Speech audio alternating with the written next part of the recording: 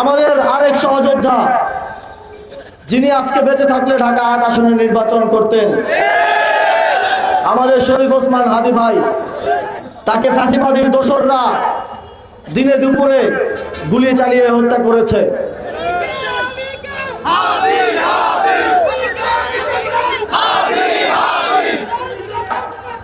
11 দলীয় জোটের পক্ষ থেকে নিশ্চয়তা দিতে চাই, খুনিরা যেখানেই পলাতক থাকুক না কেন, এই খুনের সাথে যত বড় শক্তি জড়িত থাকুক না কেন, আমরা নির্বাচিত হলে তাদেরকে 1 মাসের মধ্যে গ্রেফতার করে বিচারের আওতায় নিয়ে আসবো ইনশাআল্লাহ। এবং বাংলাদেশে যারাই সরকার গঠন করবে তাদেরকে এটা কথা দিয়ে যেতে হবে যারা তারা ওসমান হাদির হত্যার বিচার নিশ্চিত করবে।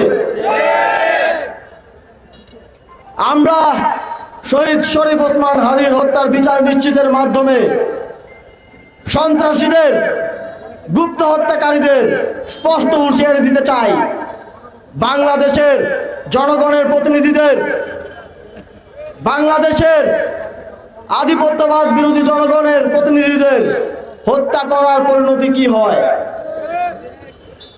তবে এক হাদি ভাই চলে গেল, তিনি আরো লাখো মানুষের মনে তার যে রাজনীতি, তার যে নির্মাণের রাজনীতি, তার যে আধিপত্যবাদ বিরোধী, আগ্রাসন বিরোধী রাজনীতি, তা হাজারো মানুষের, লক্ষ মানুষের হৃদয়ে ধারণ করিয়ে দিয়ে গেছেন।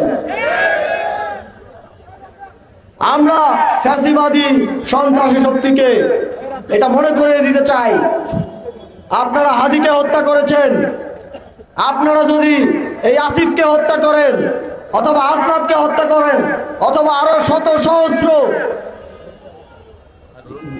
আধিপত্যবাদ বিরোধী তরুণদেরকেও হত্যা করেন, কোনো লাভ হবে না। আপনারা আমাদেরকে যত মারবেন আমাদের মতো আরো লাখো লাখো তরুণ বাংলাদেশে জন্ম নেবে এবং একটি পুরো প্রজন্ম নিশ্চিত করবে আপনারা যেন কোনো ফরম্যাটে আর এই বাংলার মাটিতে ফিরে আসতে না পারেন।